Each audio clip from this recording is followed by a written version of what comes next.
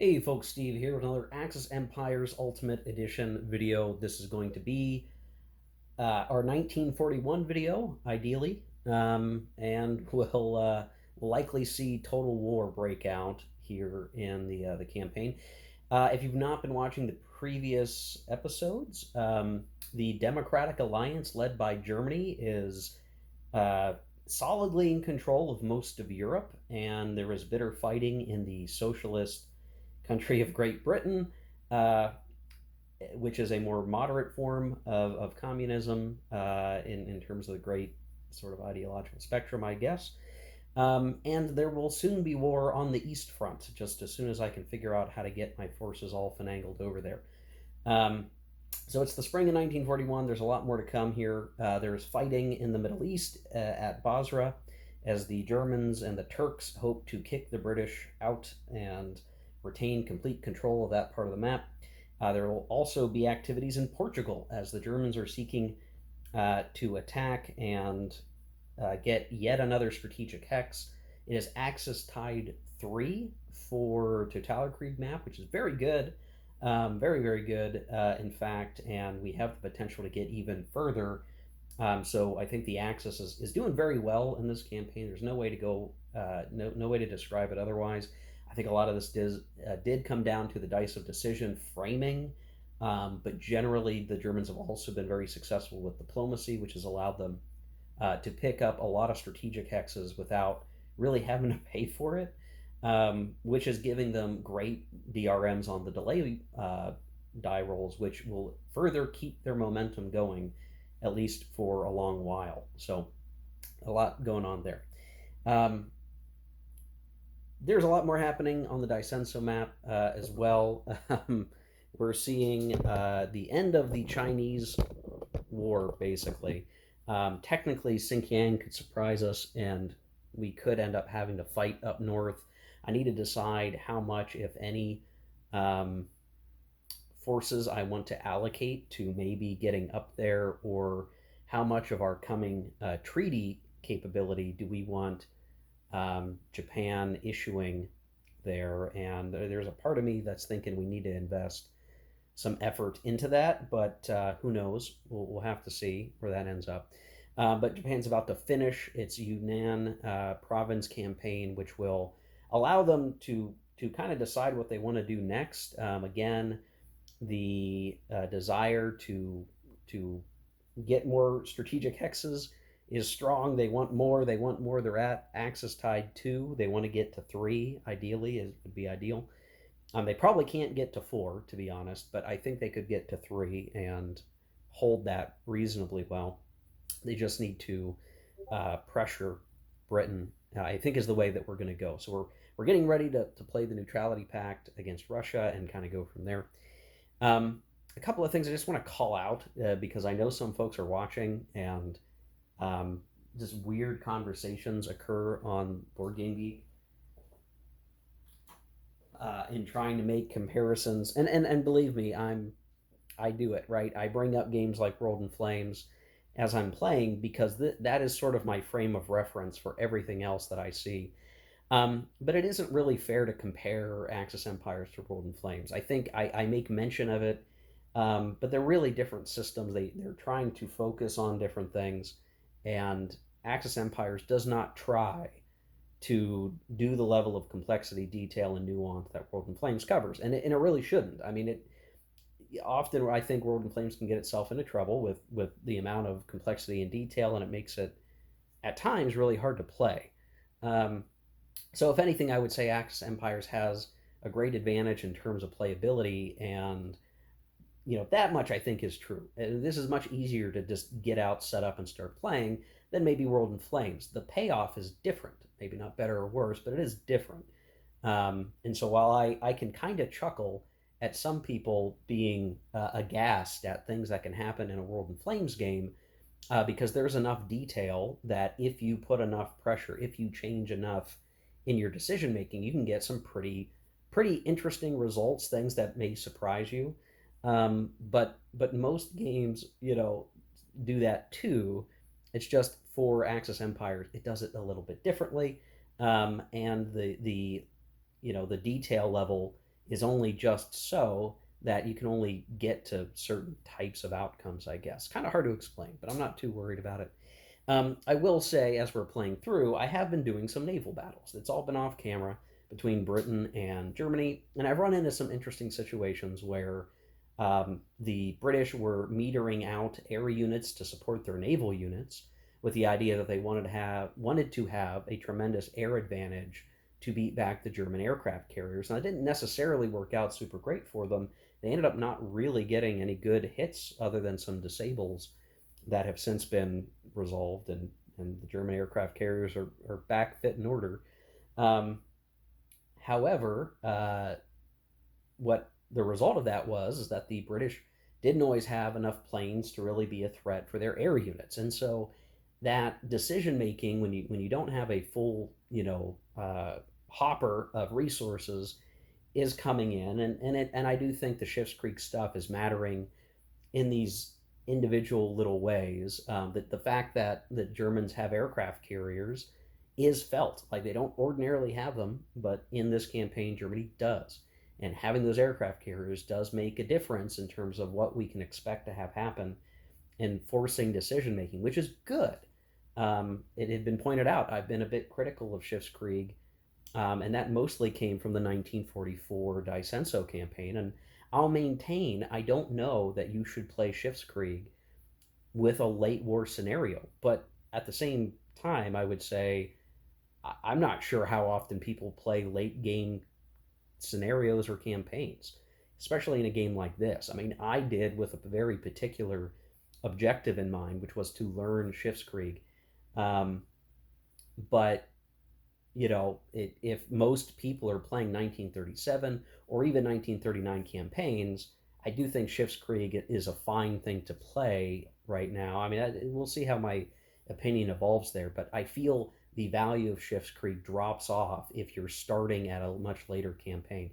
And I would even say, if you're going to play 1944, maybe you don't play with Schiff's Krieg at all. That may be my commentary going into the review when I get there, but a lot of that's in the mix. So if you're watching this and you're trying to get an understanding of my position there, that's the best I can give you right now. Um, and anyway, so let's talk cards. So we're going to have Operation Merida here. This would ordinarily have been the invasion of Yugoslavia. This is going to be our invasion of Belarusia, Bulgaria, and I guess Portugal, and the continued operations in Britain. A lot to be done. You can't see. We're going to be able to declare war. We're going to get some more steps. Those are all good things. Then I'm going to do Barbarossa. I don't need.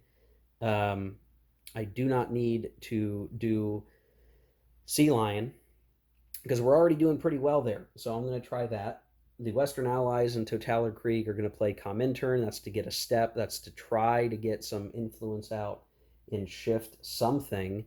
But it's mostly so that we can actually play a card with a lightning bolt and do Compass, which will get us more steps in the summer. But really, Britain's just kind of holding on for dear life at this point. Now, Russia is playing Peace Offer for the spring. This is just to get the card out. I don't actually expect anything in particular special happening for playing it other than the additional steps. Maybe we get some stuff out of the political events. But it is so we can play, no matter what, general mobilization. Now, we wouldn't have known for sure in the summer if Germany actually was going to play Operation Barbarossa. So in the case that they were not going to, Russia's going to be playing this card. You can see they get a bunch of replacements. So this is really good. This is a good card anyway. So if Germany wasn't forcing total war, we were going to have us go to war and kind of get things rolling. And basically force the situation, because honestly, I think Russia has a lot of steps out there. I don't think they're going to be too thinly set up here. I think they're actually going to have a tough fight, even when the Germans get set up as best they can. I could be doing a bad job getting set up for Barbarossa, by the way, so I could be fumbling things a bit, but I'm doing it for both sides, so it's all fair. On the Daisenso map, we're going to hit, Japan's going to do the neutrality pact, just cut off worrying about Russia for a while. and then they're going to do treaty in the summer, which should give them a number of roles to get influence, and their main objective there is to either pick up strategic hexes or shift some unfortunate situations to where we can maybe get the Netherlands East Indies friendly to us, and then we can get rid of our oil embargo. When that comes off the turn track, the Allies did play that, so they got to worry about it.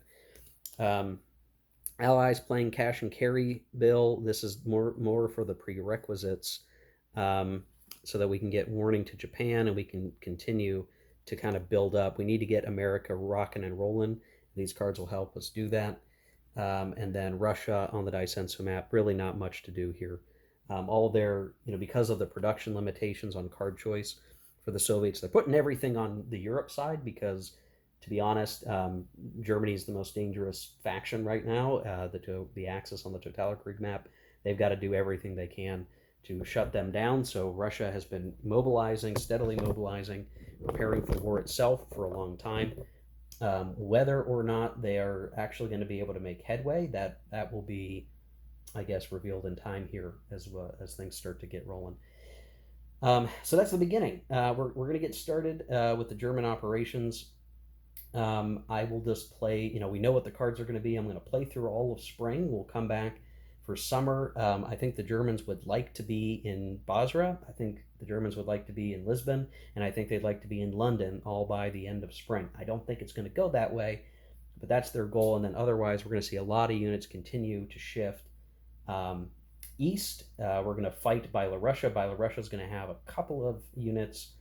And I should point out that the Soviet miners and Russia have different policies, which means that when we go to war with Byelorussia, it will align to Russia. We will be fighting Bulgaria, which is already an active miner, but it is an active miner Soviet country, which we won't be at war with Russia. So we can beat up on these miners. It was a screw up of the card play where Russia was never able to get the right cards in the right order to change the treaties. So at least I think that's the case.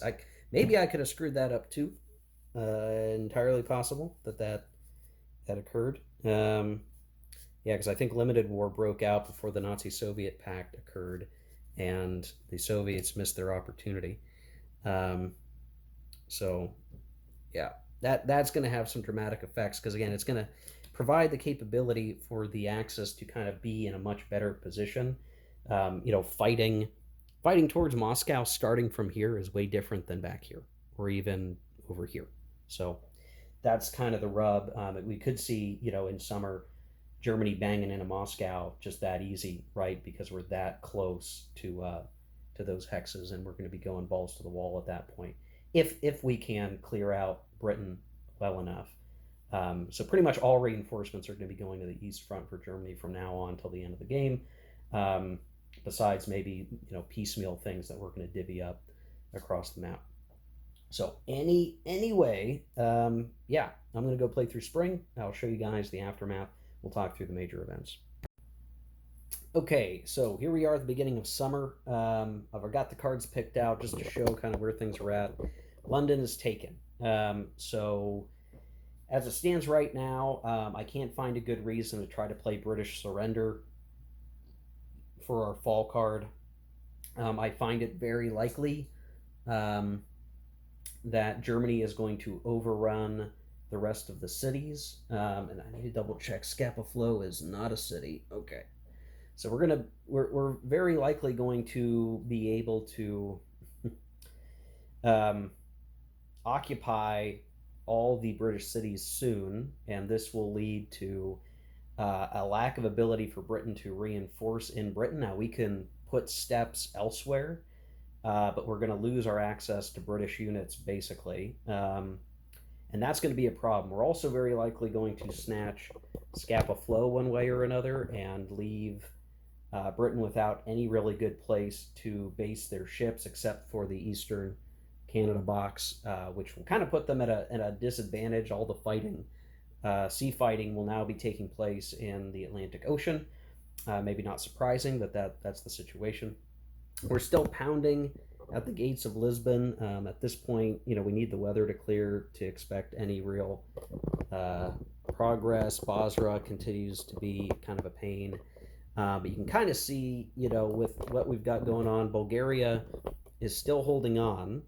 But then we have the border here. Romania is actually still neutral right now, and we're gonna have to we're gonna address that with our conditional event for Barbarossa. So we're likely just going to get Romania aligned, by midsummer, and we'll use those to reinforce. There's not a lot of Germans in Ukraine right now. It's actually kind of a dangerous situation. Um, but the idea right now is we're going to punch through here and ideally have control of Leningrad before too long, and then be pushing towards Moscow and just get all of our available steps, as many as humanly possible, headed to the East Front. Like that's everything Germany is going to do right now, is just send everything to the East Front and try their very, very best. So the card selection here, we're going to have Operation Barbarossa. Then we're going to follow it up with Operation Typhoon. Lots of German steps, all good things. We're going to want to do the best we can with that. Now, the Western Allies are kind of in a spot. They got Operation Compass that can maybe give them some British steps if they can reinforce anywhere. We could run fallow and places to go with this. Otherwise, we can do Lend-Lease to Allies, which is really there to help Russia at this point. And in fact, we're making a gambit. We don't know for sure that Russia will be at war by the time this card comes up, but it's a safe bet. So I don't know, a little bit of cheating for the Western Allies, but they need the help because they're hurting. They're hurting. And then Soviet Union knows, well, we're going to play general mobilization, so no matter what, we're going to be in the war. So then we're going to relocate war industries. This is an important card for prerequisites. It's going to open up a lot more stuff for Russia after this. So we kind of have to get that card out while we can. Japan doesn't have much to do. They need to think about where they're going to go next. They really can't afford to do a whole lot. Anything that they declare war on is going to bring America right into the war. And so they kind of have to plan exactly what they want to do here. Are they going to, hit America right now early? Are they going to wait until the end of the year? It probably makes sense to try to do that. We're in pretty good shape to attack Hong Kong. We're in pretty good shape to attack Port Moresby. I would like the treaty to get through to get control of Dutch East Indies without invasion. So we're going to do treaty. Then we're going to do Saipan fortifications. We need to get something stronger in Saipan so that we can defend it properly. And then we'll probably look at going to total war later in the year. For the Western Allies, we're doing warning to Japan, and then we're going to do the Riviera Conference. This will open up more options for us long term and get some British units to defend, because right now they're kind of weak. And then I'm not even going to show the Soviet Russia cards for the Daisenso map because we're having to put all of our points into the Eastern Front right now, and so that's all she wrote. So yeah, 3 turns of summer are going to lead to, I would think anyway, some pretty interesting results. At this point, there's not very many neutral countries on the board, but I think with the conditional event segment, like we're probably going to chip Romania into the war on our side, get more steps for Army Group South. Then if we have any leftover influence, we'll try to get rid of that western one in Sweden. And that should be good enough. Like at that point, most of the map will be aligned. I guess the alternative would be to influence the Caucasus over here and finish aligning them. I don't know that we're in a great position to do that right now, just in terms of what steps are available. So I might actually hold back from doing that and just leave this hanging until we're in a safer position. I'm not sure if there's any other cards in the deck that will allow alignment later in the game, but if so, maybe we'll wait until after Case Blue when we should be somewhere over here, ideally. And if we have to declare war on the Caucasus, I mean, we'll do that if we have to get Baku, hoping we get Baku. I'm not super worried about it right now. I want to take care of Romania just so we've got clear rail lines there to send units to the southern region. Just get that out of the way so we don't have to worry about it. Um, and then get Sweden off our back because we really don't want to be having to worry about that front opening up when we're not in a good position to deal with it. The other nice thing is Italy has their fleet moving around to where they can support the German fleet against the British. So while the British, I think, still have tremendous advantages at sea, it almost doesn't matter. Like we're already on the continent. The Scapa Flow fleet is simply there threatening supply lines, but we kind of don't care. We actually have enough capability here that we can be providing um, other supply capability to our troops before long. Anyway, we're really close to being able to do that. So, um, yeah, that's where we're headed. That's what we're doing next. We will see what happens in this next season. Yeah. Okay, here we are at the end of summer. And gosh, there's something to be said about, and really the beginning of fall, because I've already done the strategic hex calculation to see kind of how things are going. Um, this is one of those things where I feel like, going into this campaign, I knew it would be a bit silly. I knew because of all the craziness, the Axis was probably going to be tremendously advantaged, and I think we are seeing that. Um, but it's funny to be at the end of summer and be kind of not that far, not really as far along against Russia as one would hope. So we're actually not far away from the historical result, honestly. I think, obviously historically the Germans, I think, got further along over here.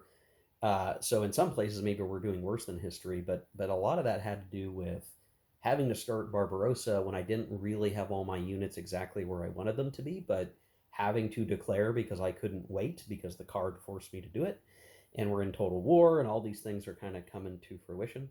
Um, and so when I look at the map, it's just like, okay, well, we started with units here we've only made a dent through concentrated firepower headed towards Moscow as a prime sort of goal, and we are at the gates of Moscow. Like we are, it is now the game will be decided at Moscow over the next few turns. That is, the most important thing. The Soviets are bringing on, step after step after step. They almost have their entire force pool on the board right now until we get more reinforcements. And it's basically everything the Germans can be doing to try to smash into Moscow. I mean, like everything is going to be about putting strength into Moscow, in attacks against Moscow, I should say. Um, and they have to take it, and then they kind of have to defend it through to the next strategic hex calculation.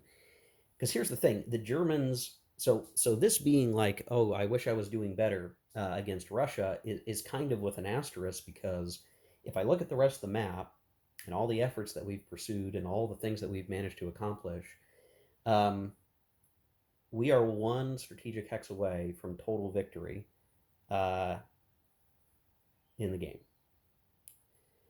And so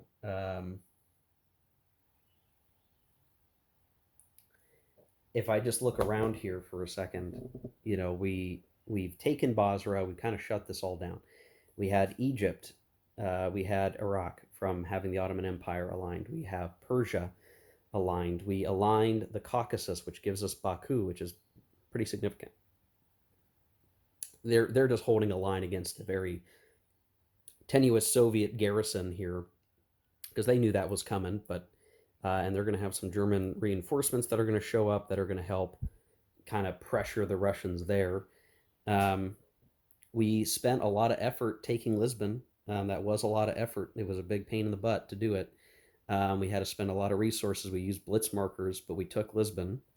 And obviously, we have seen great success in Britain, and Britain is down for the count for the moment. This really hurts their ability to get steps because they can pretty much only build colonial steps, and it's going to take some time for them to try to accrue something to work. The other thing that we've got on our hands here is um, the Germans were indeed able to take Scapa Flow. Now, I maybe could have tried to do something to resist that a bit better, but as it stood, it was, the supply convoys were well covered, and we could have responded enough that none of the Commonwealth markers were going to be successful in keeping us from maintaining supply. So I decided not to risk and expecting to be able to flood back onto the map with American support soon. So losing Scapa Flow is a pretty big deal. I think under a lot of circumstances, folks would just say, "Hey, the game is over, man. Pack it up." I'm going to keep playing at least until the game victory can occur, because what could happen is that the Soviets never lose Moscow, the Soviets never lose another strategic hex, and the game goes on. The Soviets almost took Crimea back, or at least Sevastopol, but they didn't. They just didn't get it. They came close, but they didn't get it. Had they taken it, that would have shifted things back to kind of getting the Germans outside of ultimate victory range. So right now, and you can see they're against Kiev. It's just the Germans are defending it too well. They don't expect to lose it. So if things can turn around in Russia, if Russia can make something happen, um, then we could see Germany not reaching what it needs and maybe knocked out of Axis Tide 4 by the time we'd want to be playing Fortress Europa and getting that marker on the board. So, because there's a delay segment involved, or a delay roll involved in that as well. So it's all a timing thing. So for 41, right, I think we're in a fantastic shape as the Axis. I mean, we're spending 1, 2, 3, 4, 5, 6, 7, 8, 9 steps. Oh, I guess I don't need to be garrisoning that. So that's actually that's a help. I can get him home, or at least leave him around. I mean, we're spending 8-9 steps garrisoning Great Britain to keep them suppressed. That's expensive, but worthwhile, because you can imagine, hey, we're not getting bombed because there's no Allied bombers in range, and essentially the Western Allies are going to be fighting from the off-map box as their base of operations for their naval and air, and any invasion is going to have to be somewhere on the Atlantic coast, basically. I mean, there's just no other way. There's no real other way for them to make it. So they're either going to try to land in Britain, or they're going to try to land in France directly, which I don't think would go very well. Well, who knows? There's not a lot defending Paris right now. We might want to send that one guy home so that he can get garrisoned, or we put some steps over here. And then we're going to be dealing with trying to defend the Iberian Peninsula. So if the landing happens, it happens somewhere along there, and ideally the Axis has an opportunity to respond to it. But ideally we get it before U.S. entry even occurs. Like we get in and get one more strategic hex. So just counting it up again, it's 1, 2, 3, 4, 5, 6, 7, 8, 9, 10, 11, 12, 13. 13 victory hexes. One to go. And it could be any of them. I mean, maybe we break through and we start pressuring Rostov. That'd be enough. I don't think I'm going to get into Leningrad anytime soon. It's too well defended. But Moscow's kind of the critical element. We need to start making some breakthroughs and start concentrating more force.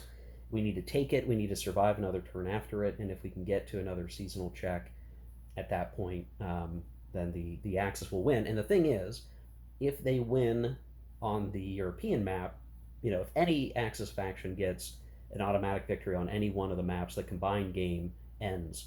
So it would be a really early game end for this. I wouldn't feel too bad if it was legal, like I legally ended the game with an automatic victory with the rules, not just because I gave up. I would call that fine to close up the game. But anyway, and then for the Dicenso map, We finished aligning Indochina. We are slowly moving units as one-steppers to the border with Siam. I'm thinking, so here's the kind of the general game plan. We're going to invade Burma and Siam. We're going to knock Siam out. That gives us a land path through Malaya to Singapore. And then this contingent and remnant contingents will pressure Burma.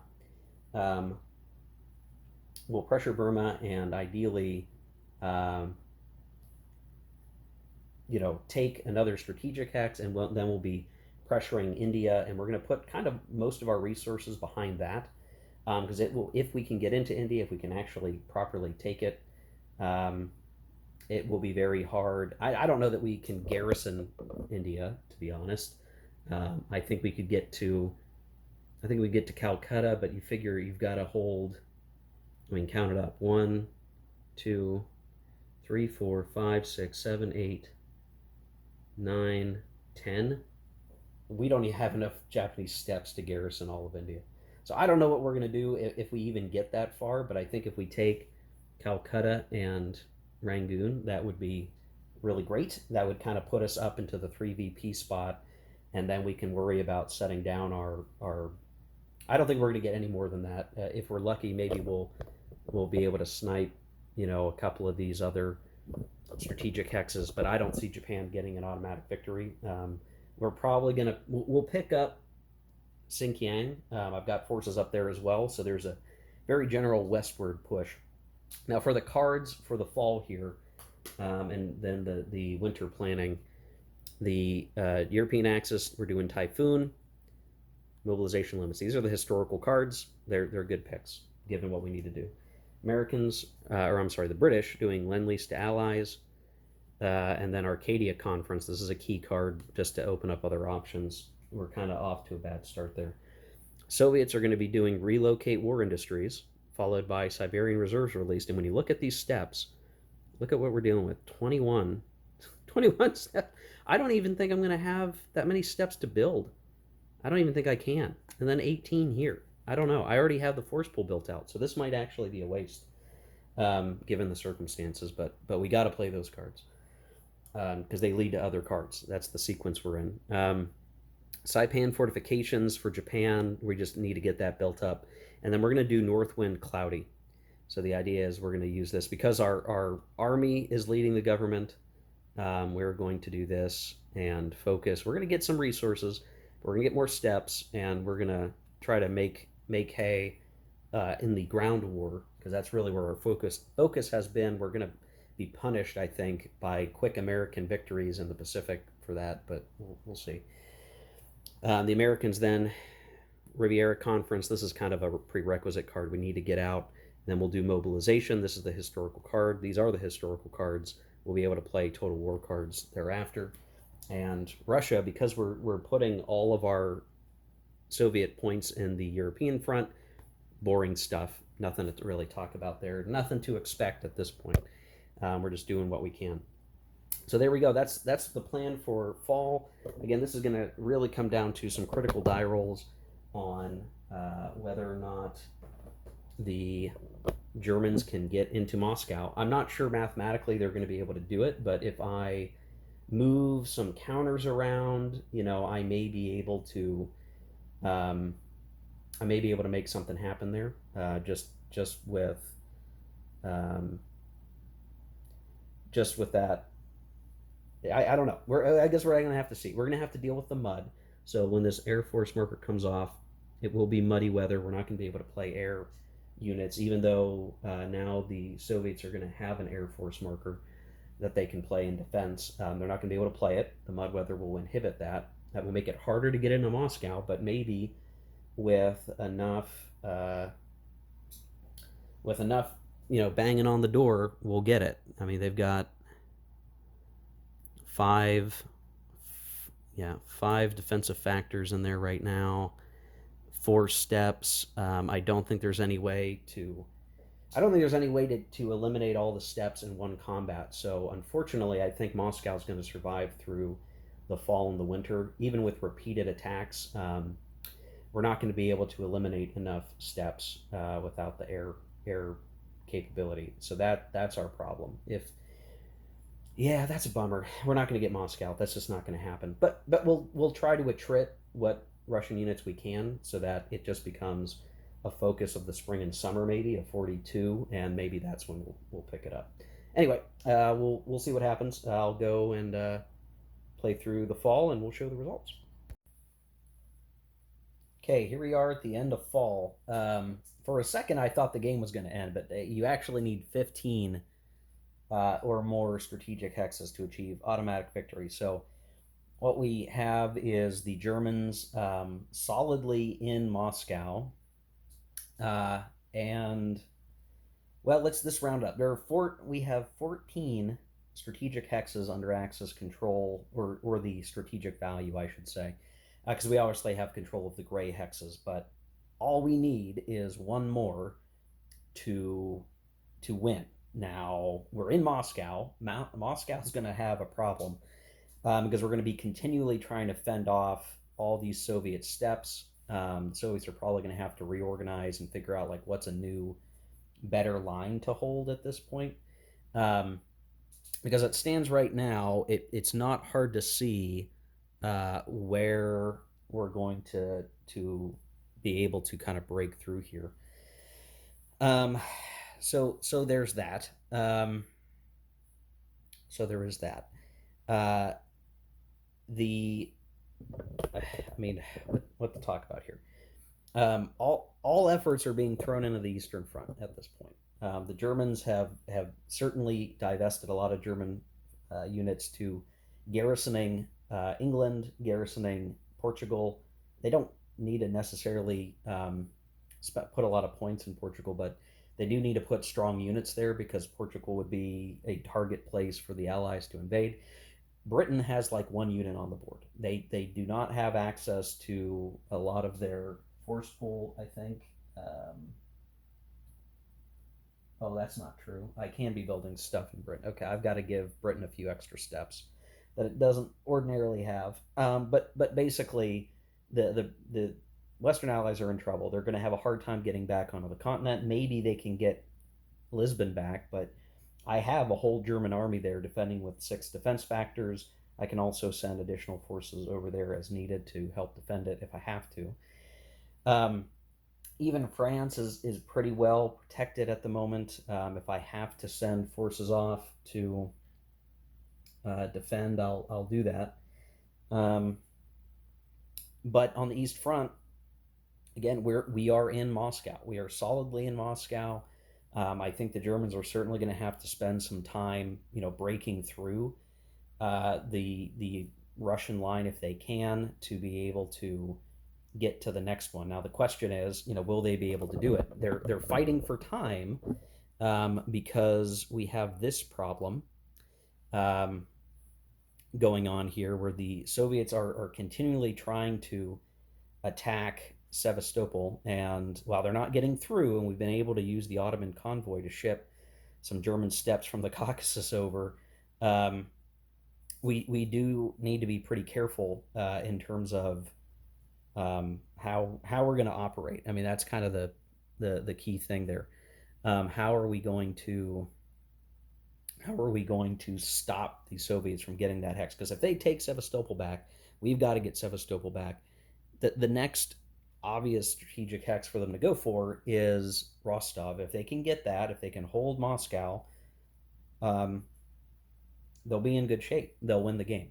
So it won't be until 1942 that an automatic victory could occur. I do not think that the winter is going to behoove anyone here, other than there might be some slow attack attempts trying to clean up some of the forces on the board. Now that the Axis is actually in strength in the southern sector, you can see we've gotten across the Dnieper, and we're kind of freed up now. The Soviets had at one point control of Dnepropetrovsk. The Romanians have it now. They should be able to, eventually. Right now the snow is going to make this hard, but they should eventually be able to cross over and begin moving towards Rostov. And at this point, the Soviets have to figure out, like, can they pull back? They have to be really careful here because it's not going to take much for the Axis to kind of wrap up a whole bunch of guys, and as it happens, there's a mass surrender card just waiting to be used at the right opportune moment. So um, that could come to fruition pretty quickly. So the Soviets have gotten a dump truck of steps, but they've kind of built out their force pool in many cases, and they don't have a whole lot more. A lot of stuff was on the delay box, and they can, depending on the card plays, I guess they're going to have access to more stuff. We are going to be playing Siberian Reserves released, so you can see here that should give us a lot more bandwidth to work with, and get some more units on the board. But positionally, they're going to have to be set up in Rostov, Astrakhan, Stalingrad, Kharkov, Voronezh. So we can certainly get some steps placed. That won't be too much of a problem. But it's now we're in the attritional, and the game is balanced on this knife edge here, where if we can use our miners, we have plenty of HQs over here. If we can push with our miners hard enough, we can just out attrit Russia. We don't have to out attrit them very long. We just need to do it until the breaking point, and we can get into Rostov or cut these guys off. To cut them off from supply, though, I should say, I'm going to need to get over here because they crossed the Kerch Straits. So trying to cut off supply, we could try to make something happen over here. Maybe try to do a slow walk kind of thing. That could work. We've certainly got more steps over here. The Russians didn't have much to defend this line. They weren't expecting to have to dedicate a lot of resources to it, but they're just going to be outflanked at this point. So they're going to have to watch out for that. So very exciting still. Don't know what's going to happen. You might think, okay, well, did the Axis have it in the bag? But, you never know.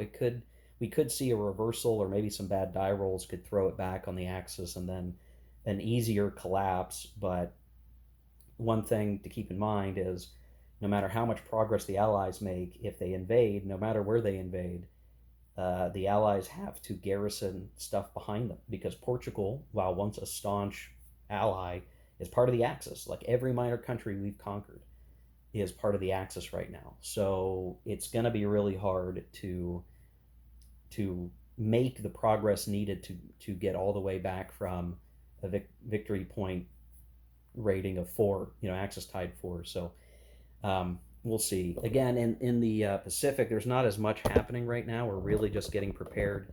Going into winter, we're going to see the total war start. So just a heads up for, we're going to do winter and we're going to wrap up the video, but Germany will be playing mobilization limits. So just this is a prerequisite card. It will be nice to get some additional steps on the board. We are going to have to watch out because it's very likely we're going to get a crappy event here. It's just going to be a part of the picture. Western Allies playing Arcadia Conference. This is a prerequisite card. We need to try to get this out. Siberian Reserves released. We're going to do that, and that's going to, again, give the Soviets a lot, and they're going to get a blitz marker, so they might just have a chance to take something back, whether that's Sevastopol or Moscow, I'm not sure which. Japan's going to be playing Northwind Cloudy and starting Total War. Allies playing Pacific Mobilization. And then more boring stuff for Russia. There's not much for them to do because they're having to go full bore on the enemy here. So that's it for the fall. We're going to get into the winter. I'll play through that and show the aftermath. It could be some significant events happen. We'll have to watch that. But more to come here in the next one. So, or not the next one. I'm not done with the video. Just give me a minute and you'll see the aftermath of winter. And that'll be it for 1941, a year that I think is quite significant. Maybe even one that will live in infamy. We'll see. Okay, guys. It's the end of the game. We have achieved an Axis automatic victory. Now, let's talk about what's occurred here. Now, there's the possibility that there could have been maybe some naval stuff, some last ditch effort to try to attack Lisbon on the Allies' part. Well, no, we can't because the winter weather. Um, at least I don't think so.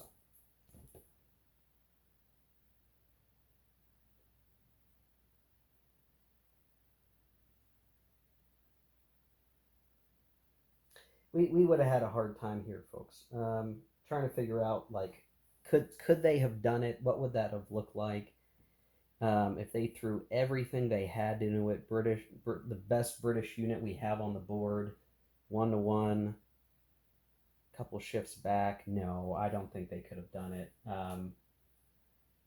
They wouldn't have had the no. I don't think that would have worked out.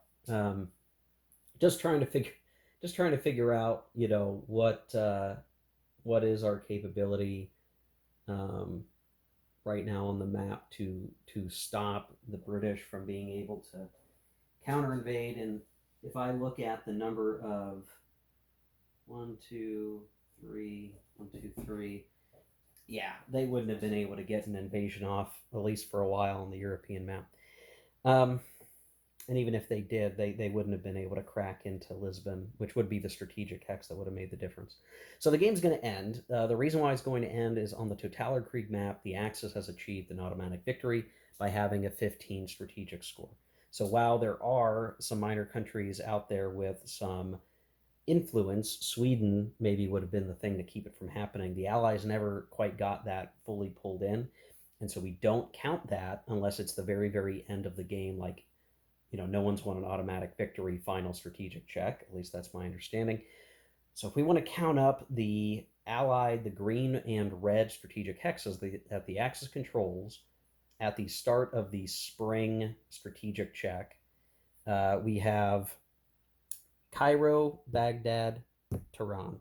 3, Baku, 4, Athens, 5, Sevastopol, 6, Rostov, 7, Kiev, 8, Moscow, 9, uh, Minsk, 10, um, Oslo, 11, Brussels, 12, Paris, 13, Lisbon, 14, London, 15.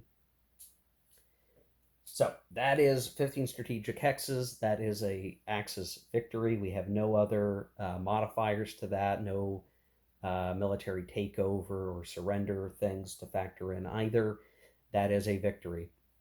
Now, if you want to look at, in control, right? Most of North Africa is neutral. The main Middle East is Axis supplying a wealth of oil to the military machine, you could say. We have liberated Western Europe, though Spain never left the free passage restriction. Britain is fully occupied by German soldiers. Uh, Scandinavia is more or less cut off, though there's a little bit of a mix there. And then in terms of the East Front, the Soviets never got into Sevastopol. It was really close. If not for the ability of Germany to leverage Turkish convoys, that might have been a problem, but we were able to ship them over and get them situated, which is interesting. And then the fight for Rostov was kind of the last ditch effort, and the Soviets just did not have enough units. The main thing is like once you beat up a lot of Russian units, even if you can grab a couple of these cities right here, or you put air over and stop them from reinforcing, which is part of how I did it. It takes them a while to put in reinforcements. You can only put so many steps in the city, and then they have to move, and they might not get there in time. And we were basically able to get in and secure it with enough steps. You can see the whole way along the way. We've really attrited the Soviets down. There's a point where even with the huge amount of replacements that the Soviets get, and you can see there's like a big dead pile over there. Um, they once you build out their force pool, you kind of waste steps, and the Soviets actually had a pretty big number of wasted steps, which was kind of a bummer. Um, but they just did not have uh, the capability to push back enough. They tried a couple of things. There was I removed it here, but there was an attempt by the Russians to kind of put some air, their air. They managed to get some air up without Germans contesting it, just because the Germans had already used up all their air markers. But that wasn't enough to stop the attack, and we were able to get in. And we were able to do this without blitz markers, by the way. So it was just, we were basically using the support markers and other things in just the right amount to ensure that we had a positive drive, getting our HQs. Austria-Hungary actually was a huge part of this. Their units, the fact that I had the couple of HQs, the DoD sequence giving us a robust Austria-Hungary enabled us to have quite a potent drive with even just them, because one shift with the HQ makes a big difference. So wherever they could, the Austro-Hungarians were doing some good work, pushing back the Russians. Every miner kind of had representation in the drive, which is very amusing. And I had to watch out because you can't stack different miners together. So like the Poles had to stay away from stacking with the Austrians, who had to stay away from the Romanians, but generally we were able to um, do pretty good. And looking at it, if again, I could for fun, do some naval battles between the Italian Navy and the German Navy fighting the British in the Atlantic Ocean, but it's not going to lead to anything. There's no way to change the game state, and that's it. Now, just to show kind of where we got on the Daisenso map, we have a problem of supply over here, and basically we had to start moving these guys down to join up.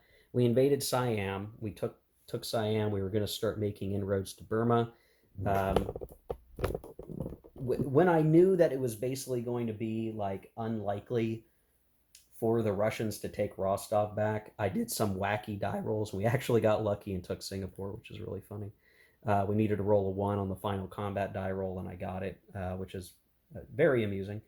But otherwise, we were kind of working our way through here. We were going to be fighting in Burma. I'm not sure how well that was actually going to go, to be honest, because despite our concentrated power, there just wasn't as much, there's not as much decent terrain, and it's not like the armor gets a lot of bonuses. It's just a little bit, and we're likely to lose our Japanese armor. So I wasn't expecting to really get far in India, but we left the Philippines alone. By the way, the Japanese were at Axis Tide 3. They had just gotten to 3 because they had Rabaul, so 1, Balikpapan 2, Kunming 3, Hong Kong 4. We did take Hong Kong. 5, 1, 6, 7, 8, 9. Oh, I'm sorry, 10, 11. I keep forgetting to count the Far East Republic. Well, we were on the verge of Axis 4, but Axis Tide 3 is pretty darn good. We did attack into Xinjiang. It had a Western influence marker, which made it a Western influence country. So maybe it was a bad idea that the Allies put that there, because had they not, Xinjiang would have been aligned with Russia, I think, and then we wouldn't have wanted to attack Xinjiang, because that would have brought Russia into the war. So kind of some lessons learned there, like don't put influence even if you can, because in some cases that may just open it up to being another front for the Japanese if they're going to war with one major power versus the other. In the Pacific, we had grabbed Tarawa. Let's see, what else did we grab? We had grabbed Wake Island. We weren't doing a whole lot here, other than just trying to be ready for some naval combats. I figured the Philippines could be left well enough alone, and that was kind of all we could get to here. I mean, if we were to keep going with Daisenso, talk about strategy for a second, I would be pushing really hard to get into Rangoon. If I could get into Calcutta, that would be the bee's knees. If we were to get Rangoon, that would push us up into Axis Tide 4, and then I would be like scrambling to get the Axis card in that seals the deal and puts the VP threshold at 4 VP, because doing that then would have required the Allies to either get 4 VP or maybe an automatic victory to win. And I think that'd be very difficult to achieve over the long haul. The middle of China is way, way, way beyond the reach of America by the time Russian entry would happen, which would be just a couple of turns before the end of the game. Russia would not be able to take back. At least I don't think they'd be able to take back everything in northern China. Like they wouldn't even be in Manchukuo. They would maybe be getting into Xinjiang and Kansu, which would be it would knock us down a few points. If the Americans did very well in the Pacific, they'd probably pick up some victory hexes. But it would be really tough to say, like, are we going to see the Allies get back into Rangoon? Are they going to get into Chongqing? Maybe not, not likely. Um, but maybe the Allies could be landing in the home islands and grabbing a bunch of stuff that way. So it's kind of hard to say how the rest of the Daisenso game would have gone. I'm not sure that I'm going to play it. Um, yeah, I'm not. This was the combined game, guys. We're gonna wrap up the combined game, but it was kind of interesting to see this all kind of come together. Um, certainly, I mean, it would. I think the Japanese stand a pretty good chance of winning a victory, just because it would be incredibly difficult for the Allies to come away with it. I mean, if I just say they do very well and we get the ball back, maybe we get Truck. Okay, so 1, 2, 3, 4, 5, 6, 7, 8, 8.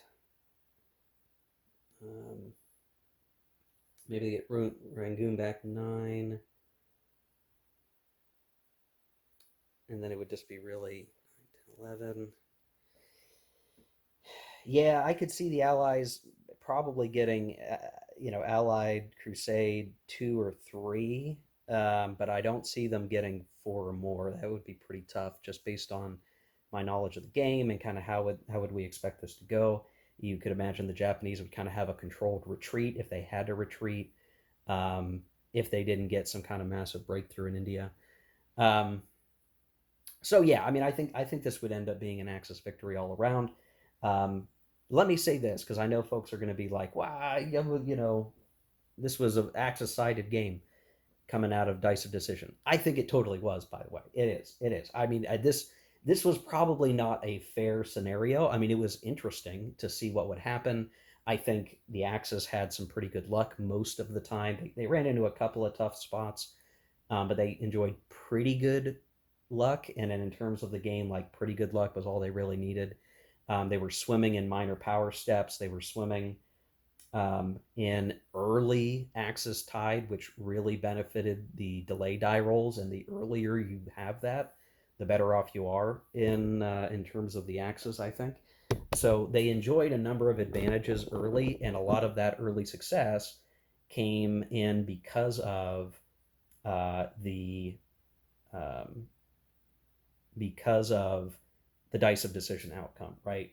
You had Russia starting here basically, like, and you look. I mean, the front line hasn't even changed that much, but it didn't have to, right? If you're starting here instead of over here, and the whole Russian campaign tends to be really important, this area of the map, we didn't have to worry about that, right? And the Germans focused a lot on treaties and diplomatic influence, where they were able to get a lot of minor countries on their side that basically handed them um, strategic hexes, which, I mean, that was really imbalancing. I don't think, even in a normal 37 game you would get that. But you got to remember, I put my thumb on the scales of the Dice of Decision because I wanted it to go a certain way. Um, and I think the game effect certainly tilted at Axis. The other really important thing is that Germany being democratic had huge implications. I mean, we think about how much territory we would have to be um, garrisoning if I was being aggro, right? We'd be having to garrison, um, France. We'd be having to garrison the Dutch, the Belgium, Holland. We'd have to be garrisoning Bulgaria. We'd have to be garrisoning. Who else did we have to invade? Uh, I don't know. I guess not that many more, but or the Baltic states. We would have had to have garrisoned the Baltic states. We didn't have to do any of that, right? Because we liberated each and every country that we went into. Um, there's no fear of partisans because they're liberate. Like these are areas. I mean, there's some concern for partisans in some minor countries due to the areas that they have annexed, but by and large, partisans really aren't going to, shouldn't, would not have been a major issue for us necessarily. Um, and so, the whole fight to Russia, I mean, this could have gone maybe different ways, but very generally, we had the weight of numbers. We just had to get the Germans in position, and we did. Had this kept going, I think even, I mean, if I look at the next card, we were going to have to do Red Army Conspiracy because I did the Trotsky reforms early on. You can see we get some good stuff, but the replacements is like nothing compared to everything else. One armor, a few infantry steps. Where would that have gone? Right? Maybe here. Um, but all the Germans really had to do was focus on kind of extending out of Moscow finally. Now that we got our forces kind of arranged, and we did do that, they would be pushing out, right? They'd be pushing towards Kuyubyshev next, essentially, and continued pressure through here, maybe swinging down, kind of finishing this off as part of Case Blue. We'd be pushing to the Urals. Leningrad has turned out to be a real tough area. I couldn't quite crack that nut, but maybe eventually we would have been able to apply enough force to attrit that down in the long scheme of things. Any and all of those aspects would have been really important. And of course, we'd probably be enjoying a really good air advantage because it's going to be turns and turns and turns before the U.S. commitment level starts to affect the Axis die roll benefits. Like -40 or delay die roll is absurd, right? I mean, it's basically, you can guarantee if you used a counter for something, you're going to get it back, or very likely get it back the next turn or the turn after. And you can basically, pace yourself knowing you're going to get it back. So, deploy three Axis air units on the map. No big deal. You're going to get those three back. Maybe you got to meter it a little bit, but you can always be using 1 to 2 and knowing you're going to get to do the same thing turn after turn after turn. Whereas, the Soviets use their air unit and, they might not see it for a while. They might get lucky, but they probably won't see it for a little bit. And you're basically just running over them every time.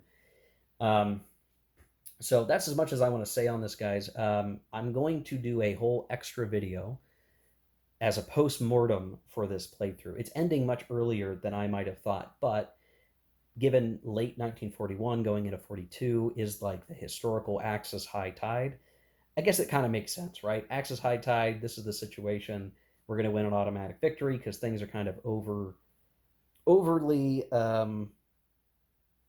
what do you call it? Overly in our favor. And I'll talk about the ins and outs of what, from the beginning of the campaign to now, what caused this game result, right? I don't think this is not a surprise to me. I might have expected this to go on into the next summer, but I would have thought by the end of the next summer, the Axis probably would have won.